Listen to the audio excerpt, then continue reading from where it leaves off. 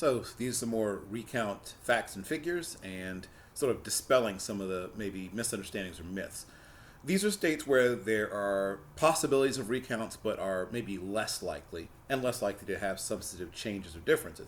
In the state of North Carolina, it has to be within 0.5%, and this must be submitted by noon of the second business day, or no later than the second business day, after the final canvass or certification, whatever term you prefer, of the vote. And then the recount must be completed within 5 days of that request. Michigan, that's a no-go. Michigan's a no-go for this reason.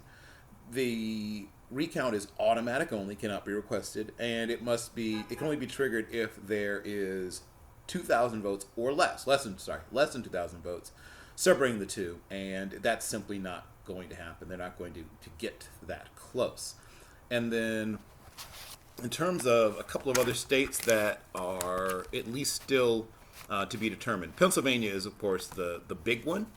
That is another automatic state if it's less than 0.5%. However, no matter what the actual margin, it can still be requested. And once again, it can be requested by the whatever party. They have to do it within 5 days of the certification of the canvass or the completion of certification, whatever term you prefer. And then the other state where one is fairly likely is Wisconsin.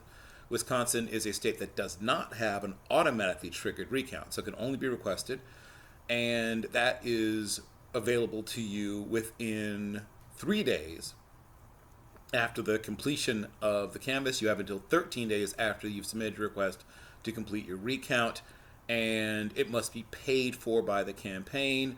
Once again, there's no definitive number that you have to be within in order to request. So hopefully that helps people to understand what does and what doesn't happen with recounts.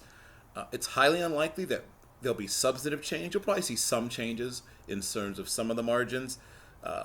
In some of the states, we've already seen that there have been some what they call cured ballots where it was unclear exactly what the wishes of the voter were, and they later were called back to fix that ballot. Some of those may end up being rejected, and you may see some mailed ballots being rejected, but the numbers are looking right now to be in the teens, 20s, 30s, 40s, 50s, and sometimes maybe even up in some larger states to the hundreds, but probably not enough to change the outcome. If you have additional questions, let me know.